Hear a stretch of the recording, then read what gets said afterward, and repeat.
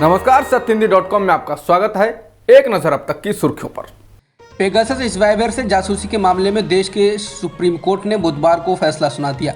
Supreme court ने इस मामले में 3 सदस्यों की कमेटी बनाई। इस कमेटी में डॉक्टर नवीन कुमार चौधरी, डॉक्टर प्रभाहरन पी और डॉक्टर अश्विन अनिल गुमस्ते शामिल हैं। अदालत ने कमेटी से कहा कि वह मामले की तेजी से जांच करे। अदालत 2 महीने बाद फिर से इस मामले में सुनवाई करेगी। कमेटी के कामकाज पर सुप्रीम कोर्ट के रिटायर्ड जज आर.वी. रविंद्रन नजर रखेंगे। रविंद्रन की मदद के लिए आलोक जोशी, डॉक्टर संदीप ओबेरॉय को नियुक्त किया गया है। 2002 के गुजरात दंगों से संबंधित मामले में सुप्रीम कोर्ट में 26 अक्टूबर को सुनवाई शुरू हुई। सुप्रीम कोर्ट ने 2002 के गुजरात दंगों के पीछे बड़ी साजिश का आरोप लगाते हुए गुजरात के तत्कालीन मुख्यमंत्री नरेंद्र मोदी और अन्य उच्च पदाधिकारियों को क्लीन चिट देने वाली एसआईटी रिपोर्ट को चुनौती देने वाली जकिया एहसान जाफरी की याचिका पर मंगलवार को सुनवाई की।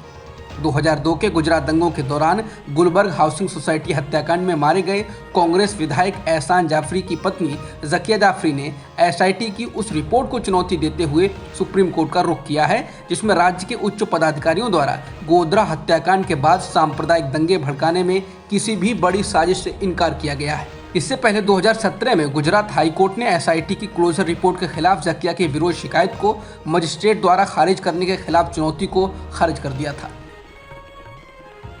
जकिया जाफरी की ओर से पेश हुए वकील कपिल सिब्बल ने कोर्ट में मामले के तथ्यों और इसमें शामिल मुद्दे को लेकर बेंच को अवगत कराया। सिब्बल ने एसआईटी द्वारा दाखिल की गई क्लोजर रिपोर्ट से उठी शिकायत को बताया और कहा कि यह रिपोर्ट मामले से संबंधित महत्वपूर्ण सबूतों को ध्यान में रखने में विफल रही। वरिष्ठ वकील कपिल सिब्बल ने कहा कि एसआईटी पहले से ही कई तथ्यों को जब्त कर रही थी और इन तथ्यों को उसने अपनी क्लोजर रिपोर्ट दाखिल करते समय बिल्कुल नहीं देखा। उन्होंने कहा कि सुप्रीम कोर्ट द्वारा बनाई गई एसआईटी ने संजीव भट्ट जैसे आईपीएस अधिकारी के सबूतों को भी अनदेखा किया। वरिष्ठ अधिवक्ता ने कहा कि वह जाफरी की शिकायत में नामजद लोगों की दोष सिद्धि नहीं चाहते, बस जांच चाहते हैं और उनका मामला ये है कि एक बड़ी साजिश थी जहां नौकरशाही की निष्क्रियता, पुलिस की मिलीभगत, भड़काऊ भाषण रहे और हिंसा को बढ़ावा दिया गया। वहीं सुनवाई के दौरान सुप्रीम कोर्ट ने कहा कि हम मजिस्ट्रेट के द्वारा स्वीकार की गई क्लोजर रिपोर्ट देखना चाहते हैं। पंजाब के पूर्व मुख्यमंत्री अमरिंदर सिंह ने बुधवार को कहा कि वह नई पार्टी बनाएंगे। उन्होंने कहा कि वे पंजाब के मसलों पर केंद्र सरकार के साथ बात करेंगे और बड़ी संख्या में कांग्रेस के नेता उनके साथ आएंगे। उन्होंने कहा कि पार्टी का नाम अभी तय नहीं हुआ है, लेकिन उनकी पार्टी पंजाब की सभी 117 सीटों पर चुनाव लड़ेगी। अमरिंदर सिंह चंडीगढ़ में प्रेस कॉन्फ्रेंस कर रहे थे।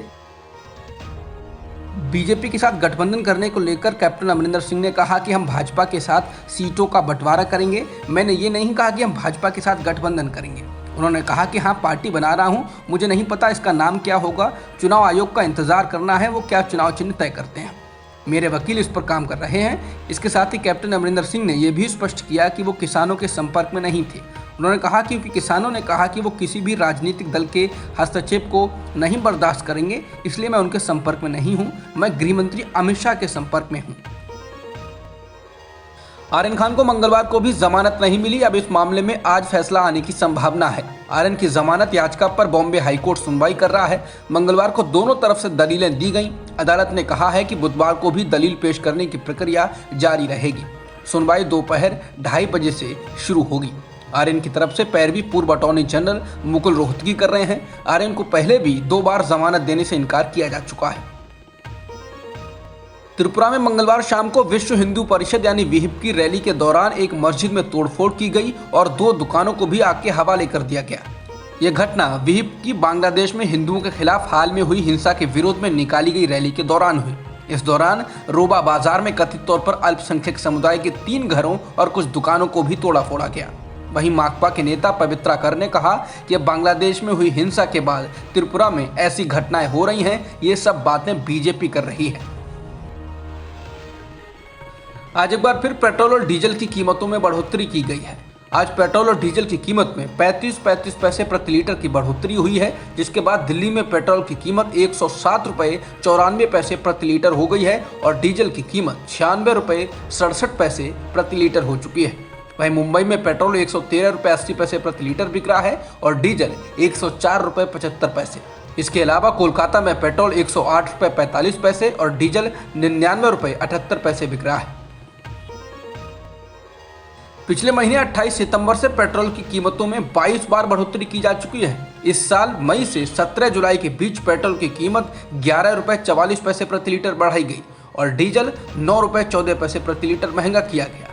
बता दें 4 मई 2020 से पेट्रोल की कीमतों में लगभग 36 पैसे की बढ़ोतरी की गई है और डीजल में लगभग 29 रुपये की बढ़ोतरी हुई है। अब तक की खबरों में इतना ही।